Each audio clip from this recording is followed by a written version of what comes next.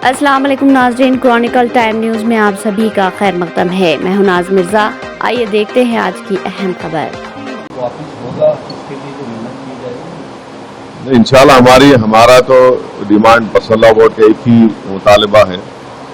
ये वक्फ तरमीमी कानून जो बनाया गया है ये हमारे आइन के चैप्टर 3 फंडामेंटल राइट्स का वायलेशन करता है, चाहे वो दफा 14 हो, 15 हो, 25 हो, 26 हो, 29 हो।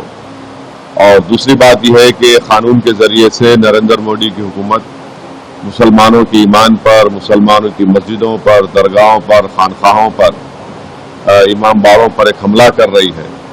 और इस कानून बनाने का मकसद वक्फ की जायदाद को बचाना नहीं है, बल्कि वक्फ की जायदादों को मुसलमानों से छीनना है। मकसद ये नहीं है कि वक्फ की जायदाद की आमदनी में इजाफा हो, बल्कि जो खाबिज है, लैंड ग्रैबर है, उनको मालिक बनाना है। तो हमारी कोशिश चल रही है। इंशाअल्लाह अल्लाह की ज़ात से पूरी उम्मीद है कि इंशाअल्लाह ये कानून को वापस लेना पड़ेगा।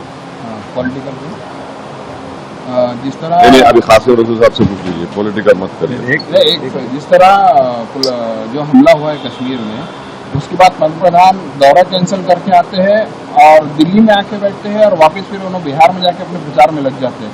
किस तरीके से आप उनके नजरिया को देखते हैं? अब उनसे पूछिए, मैं नजरिया कैसे बोलूं? उनका जो नजरिया हम उसके खिलाफ रहे और खिलाफ ही रहेंगे। वो उनको पूछना चाहिए आप लोगों को। आप ना टीवी पे दिखा रहे तो मैं क्या करूं? कल हेमंत बिश्व शर्मा ने एक प्रेस कॉन्फ्रेंस किया है। उन्होंने बताया कि असम के एक खासदार विदाउट राज्य और केंद्र सरकार को इन्फॉर्मेशन दिए जमीनी रास्ते से पाकिस्तान और नेपाल और सऊदी अरब जाकर आए हैं। तो उन्होंने बताया कि ये जमीनी रास्ते सऊदी अरब गए उन्होंने? हाँ, ऐसा उन्होंने प्रेस कॉन्फ्रेंस में बताया। नेपाल के रास्ते? हाँ, नेपाल के रास्ते नहीं, सऊदी अरब गए पैदल?